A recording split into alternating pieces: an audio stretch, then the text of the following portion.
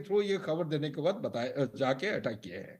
हम्म। ये इसका मतलब क्या है? इसका मतलब ये है कि Iran as a nation state, एक समय था जब पर्शियन जो एक देश हुआ करता था, विश्व का एक सुपर पावर हुआ करता था। अभी वही देश है। 79 के रिवॉल्यूशन के बाद, सैंक्शन के बावजूद, आज उनके पास आप पूछिए कोई भी किस्म का ड्रोन हो, ड्रोन मैन्युफैक्चर करने में माहिर हैं, मिसाइल मैन्युफैक्चर करने में काफी तेज हैं। इनके साथ कोलाबोरेटिव एफर्ट करने वाले चाइना है, रशिया है, नॉर्थ कोरिया है। और येमेन में हम जो देख रहे हैं, जो कॉम्प्लेक्स एनवायरनमेंट है, वहां पे रशिया का हाथ है या हथियार है, या चाइना के हथियार है, और नॉर्थ कोरिया की भी हथियार है। प्लस ईरान तो सपोर्ट कर ही रहा है सप्लाई चेन जो उसका मैनेजमेंट में।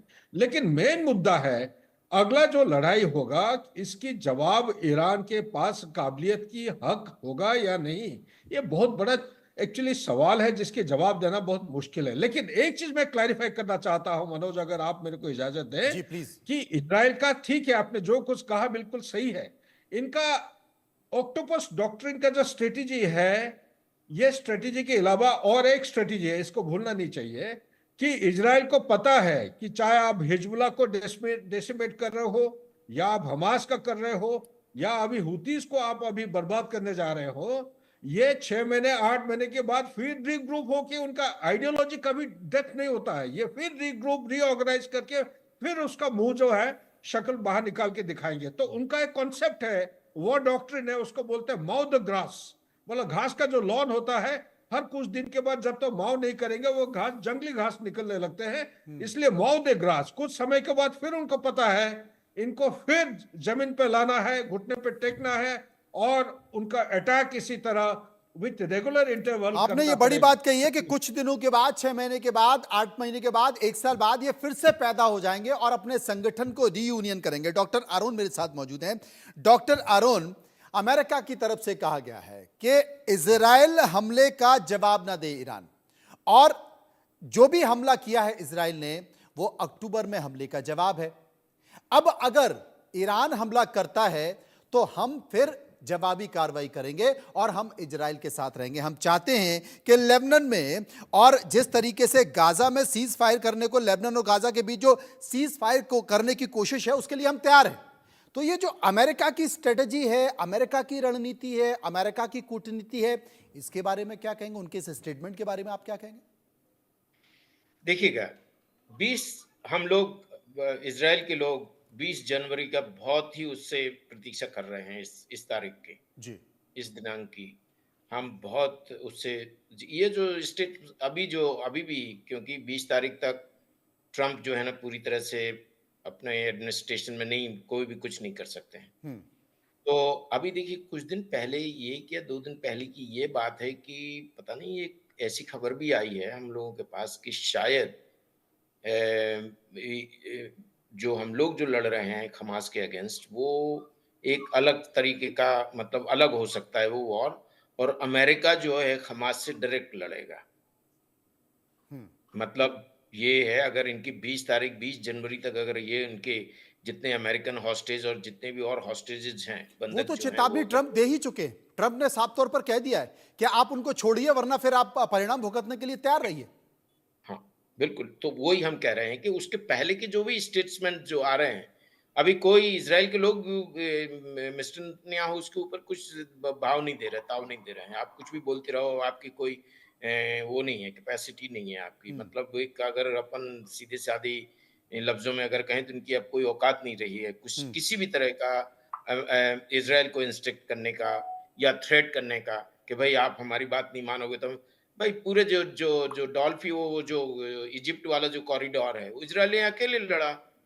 हम पहले ही बोल चुके हैं। हम्म। बाइडेन के कहने के बावजूद भी थोड़ा स्लो हुआ पेस, जरा जो है ना वॉर का जो हम्म। वो जो एक्टिविटीज है वो कम करके, लेकिन लड़ी, वो कब्जा लिया उसमें। तो अब इनकी कोई वो नहीं है, इनकी मतलब जस्ट 20 जनवरी के बाद। अब देखिए किस तरह से क्या होता है कि अगर अमेरिकन आर्मी पूरी तरह से एक्टिव हो जाती है या इजराइल के साथ लड़ती है, एक ये स्ट्रेटजी है। दूसरी स्ट्रेटजी ये है कि अगर आप लोग ज़्यादा हुतीस की, अगर हम लोगों को हुतीस का डर, हिजबुल्लाह का डर, सीरिया का डर सब खत्म हो गया एक तरह से। हम्म। वो एक बात और है कि अगर ये एक्शंस अगर नहीं लिए जाते, तो नेतन्याहू जो है ना पहले से ही बहुत उसमें खड़े हुए हैं, मतलब एक बहुत क्रिटिकल स्पॉट पे थे। अब थोड़ा-सा ज़रा जनता उनको पसंद करने लगी है कि हाँ भाई चलो ठीक है। और ये जो है ना नेतन्याहू अपनी तरफ से नहीं कर रहे हैं।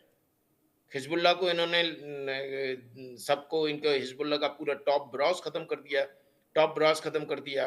और सीरिया तो ख़ैर अपने आप ही उसमें कोई, अब सीरिया में जितनी भी सीरिया के जो इन्होंने जो कब्ज़ा करके रखा हुआ था, वो पूरा जो है एक हरमोन माउंटेन है, वो एक स्ट्रैटेजिक उस पे एक बहुत इम्पोर्टेंट जगह है हमारे लिए।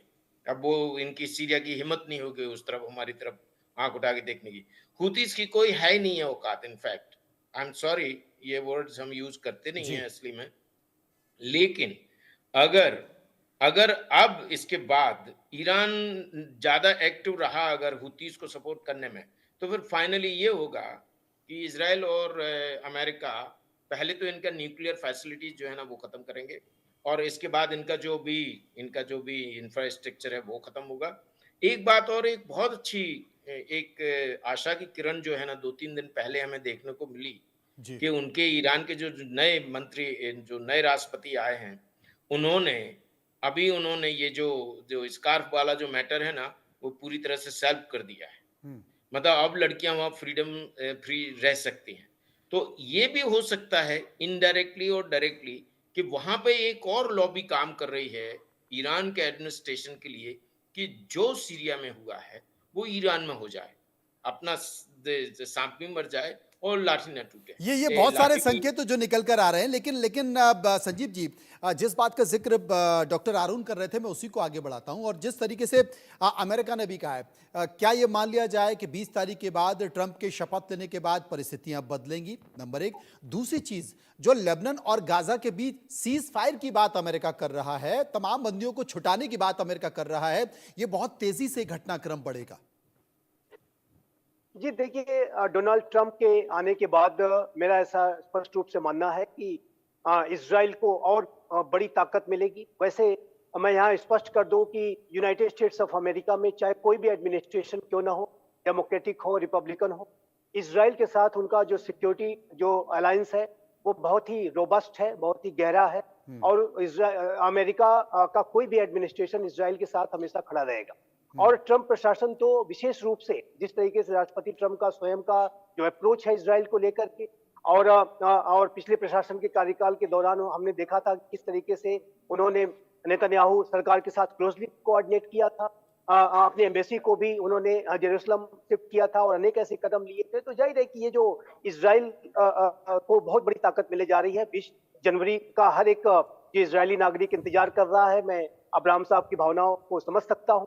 लेकिन एक बात बहुत स्पष्ट है कि राष्ट्रपति डोनाल्ड ट्रंप और प्रधानमंत्री बेंजामिन नेतन्याहू का ये जो कॉम्बिनेशन है दो नेताओं का, ये हूती के लिए और हमास यदि बंधकों को नहीं छोड़ता है या जो भी अन्य आतंकी कोई ऐसी गतिविधि करते हैं तो उनके लिए डेडली साबित होने जा रहा है।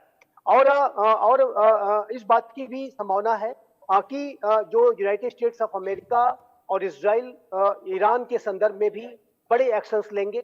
और जाहिर है कि अमेरिका हो या इजराइल हो, उनकी मूल मंशा की अगर बात करें तो अवश्य चाहते हैं कि वहां पर रिजीम चेंज हो, वहां पर एक प्रोग्रेसिव सरकार आए, जैसा कि 1979 के इस्लामिक जो सो कॉल्ड इस्लामिक रिवॉल्यूशन था उसके पहले का जो के शासन था ईरान में, जैसे लोग स्वतंत्रता के साथ रहा करते थे, महिलाएं जिस स्वतंत्रता के साथ रहा करती थी, वेस्टर्न ड्रेसेस पहनते थे और एक सभ्य समाज की तरह से रहते थे। जाहिर है कि उसी तरीके का एक रिजीम इजराइल और अमेरिका चाहते हैं। लेकिन वो जो रिजीम चेंज का जो एक लक्ष्य है वो किस तरीके से हासिल होगा। दूसरा, ईरान का जो न्यूक्लियर प्रोग्राम है जो कि पूरे मिडिल ईस्ट रीजन के लिए एक बहुत ही बड़ा संकट बन सकता है। इजराइल के लिए तो अस्तित्व का संकट, इजराइल उसको अपने लिए देखता है और है भी। तो ऐसे में जो उसका न्यूक्लियर प्रोग्राम है ईरान का, उसको कैसे डिग्रेड किया जाए, उसको कैसे उसको कमजोर किया जाए। और ईरान के बारे में जो रिपोर्ट्स आ रही हैं कि वो न्यूक्लियर वेपन्स को बनाने के काफी कमजोर के नजदीक पहुंच गया है। तो अगर ऐसी कोई स्थिति या ऐसी कोई इंटेलिजेंस डोनाल्ड ट्रंप एडमिनिस्ट्रेशन को, बेंजामिन नेतन्याहू एडमिनिस्ट्रेशन को मिलती है तो जाहिर है कि जो ईरान के जो न्यूक्लियर इंस्टॉलेशंस है वो डायरेक्ट हमले की जद में आएंगे और वो इस तरह की कार्रवाई ट्रंप और नेतन्याहू की का जो डेडली कॉम्बिनेशन है वो कर जी सकता है। जी और ईरान जाहिर है कि इसकी वजह से भारी दबाव में पहले से ही है। ईरान के जो प्रॉक्सीज हैं वो एक के बाद एक खत्म होते जा रहे हैं, चाहे वो हमास हो, हिजबुल्लाह हो, असाद हो, और उसके अलावा अब हुती का नंबर है। तो ये स्पष्ट रूप से ईरान के लिए बहुत ही ज्यादा संकट का आने वाला समय है। और मेरा ऐसा मानना है कि जो डोनाल्ड ट्रंप ईरान के प्रति भी बहुत, अमेरिका का अगर सीधे ईरान से द्विपक्षीय संबंधों की बात करें तो पिछली बार मनोज जी आपने देखा था कि उन्होंने ईरान को पूरी विश्व की अर्थव्यवस्था से काट दिया था। एक मैक्सिमम प्रेशर जी कैंपेन जी ईरान के विरुद्ध चलाया था और ईरान अपने ऑयल की सप्लाई नहीं कर पा रहा था। और जाहिर है कि इसी तरीके का एक बड़ा जो अभियान डोनाल्ड ट्रंप एडमिनिस्ट्रेशन ईरान के विरुद्ध चलाने वाला है। और कासिम सुलेमानी को हम नहीं भूल सकते कि डोनाल्ड ट्रंप के ऑर्डर पे ही कासिम जी सुलेमानी को बगदाद में अमेरिका के ड्रोन्स ने ढेर कर दिया था। तो ट्रंप प्रशासन ईरान के प्रति पहले भी बड़े सख्त कदम उठा चुका है, जिसमें टारगेटेड मिलिट्री स्ट्राइक्स भी सख्त शामिल कदम थी। उठा चुका और है और एक सख्त चेतावनी भी दे दी गई है कि ईरान ने जो हमला किया उसका जवाबी हमला देने की कोशिश ना करें। और लेकिन अब डर है, भय भी है, इसलिए इजराइल और इराक ने भी अपने एयर स्पेस बंद कर दिए हैं। लेकिन मैं सुधाकर जी के पास चलूंगा, उसके पहले एक बार मैं सिवाज साहब से पूछूंगा। सिवाज साहब, जिसका जिक्र कर रहे थे अरुण साहब कि जब ये आप कितनी देर रोक पाएंगे आगे जाकर, यही बात सुधाकर जी ने की, आगे जाके कुछ दिनों बाद फिर ये खड़े हो जाएंगे, फिर अपने संगठन को मजबूत करने लगेंगे, कहीं ना कहीं से इनको रसद मिलने लगेगी, कहीं ना कहीं से इसको मजबूती मिलने लगेगी। यही तो कारण है कि दशकों से ये तमाम आतंकी संगठन लगातार अपने वजूद पर बने हुए हैं और कोई ना कोई देश इनको सपोर्ट करता रहता है अपने राजनीतिक फायदे के लिए। हाँ मनोज, हाँ इस बात में कोई दम नहीं कि ये अभी इनको खत्म कर दो दोबारा फिर हो जाएंगे। क्या इसका मतलब ये है इनको खत्म ही ना किया जाए? ये सच्चाई है, नहीं, आप इसका कोशिश मतलब यह है करेंगे कि इनको जड़ से खत्म किया जाए। तो इतना आसान नहीं है, इतना आसान नहीं है जो आप बात कर रहे हो। ये बाकी भी लोग कह रहे हैं और यही तो इजराइल ने कहा। इजराइल ने कहा कि अगर आप इसकी मिलिट्री कैपेबिलिटी को डिग्रेड कर देते हो तो कुछ आने वाले समय में ये सिर नहीं उठा पाएगा, जैसे सांप का फन काट देते हो, और बाद में जब आएगा फिर आप तैयार रहो। मतलब यह है कि कुछ खामियां गलतियां तो इजराइल ने भी की है ना, जिस प्रकार से हमास ने सिर उठाया, हिजबुल्लाह ने सिर उठाया और होती ने भी। तो ये सच्चाई है, एक सिग्नेचर मिलता रहा, उसके ऊपर कार्रवाई नहीं हुई। और जिस प्रकार से गाजा पट्टी में हमास एक प्रकार सक्रिय हुआ, ये खबर तो मोसाद के थ्रू इजराइल के पास थी। टनल डिफेंस तो एक दिन में नहीं बनती ना। टनल डिफेंस आप देखें जिस प्रकार से गाजा पट्टी में बनी है और लबनान में बनी है, उसको बहुत टाइम लगा है। मगर इसको देखते हुए दो तीन बातें हैं जो बहुत इंपॉर्टेंट है। एक तो इंपॉर्टेंट यह है कि डोनाल्ड ट्रंप जब 20 तारीख को आते हैं, वाकई इसका इंपैक्ट होगा, क्योंकि डोनाल्ड ट्रंप का रवैया ईरान को लेके बहुत सख्त है। और इसी प्रकार से उसने वार्निंग दे दी हमास को कि अगर आपने जो बंदियों को नहीं छोड़ा 20 जनवरी से पहले, तो इसका इंजाम भुगतने के लिए आप तैयार रहो। कहने का मतलब यह है 20 जनवरी के बाद लड़ाई की तीव्र गति बढ़ेगी। और आप देखेंगे चाहे हमास है, क्योंकि हिजबुल्लाह के साथ तो अभी सीज फायर है, होती रिबल है, उनके ऊपर हमले ज्यादा बढ़ेंगे। वो अभी भी स्टार्ट हो गए हैं, क्योंकि एक प्रकार से डोनाल्ड ट्रंप का लग रहा है कि उन्होंने डायरेक्शन देनी स्टार्ट की है। अब ईरान जो है वो बड़े केयरफुली इसको देख रहा है, वो नहीं चाहता अभी भी इस लड़ाई के अंदर डायरेक्ट शामिल हो, क्योंकि जब वो डायरेक्ट शामिल होगा उसको बहुत बड़ा नुकसान होगा। उसकी जो इकोनॉमी अच्छा नहीं कर रही है, उसका अनएम्प्लॉयमेंट है, उसके अंदर इन्फ्लेशन है, अंदर से जो ईरान है उसके अंदर से अब लोग डिससेटिस्फाइड है, तो कहीं ना कहीं एक इंटरनल सिविल वार जैसा हो सकता है। वो नहीं चाहता ये हो, उसके अंदर इतनी क्षमता और काबिलियत नहीं है कि वो इजराइल पर पलटवार करे। सभी कहते हैं कि इसके दोस्त हैं, रशिया भी है और नॉर्थ कोरिया भी है, चीन भी है, ये सभी इसको हथियार दे सकते हैं, इसके अलावा कुछ नहीं। और इसके अलावा कुछ नहीं ये दे सकते। सच्चाई इसके एक बड़ा इंपॉर्टेंट है मनोज। जी। आप मिलिट्री कैपेबिलिटी अगर देखें इजराइल की और अमेरिका की मिला के, वो बहुत ज्यादा है बिनिस्बत ईरान के। ईरान के पास दो चीजें बहुत अच्छी हैं, एक तो मिसाइल और एक ड्रोन, मगर उसके बावजूद भी वो नहीं इनका मुकाबला कर पाएगा। तो ईरान सेंसिबली अवॉइड कर रहा है डायरेक्ट कन्फ्रंटेशन इजराइल के। वो अगर इसका जवाब देगा तो अपने जो मिलिशिया है इराक और सीरिया उससे कुछ दिलाएगा, या आप होती रिबल के थ्रू खुद नहीं करने की कोशिश करेगा अनटिल अनलेस उसके ऊपर डायरेक्ट हमले हुए। तो क्योंकि उसको मालूम है कि अभी तक जो कुछ भी हुआ है वो जानबूझ के उसकी न्यूक्लियर फैसिलिटी को नहीं टारगेट किया गया, उसकी एनर्जी सेक्टर जी को जी नहीं जी टारगेट किया, और तो वो भी नहीं चाहता इस लड़ाई का दायरा बढ़े।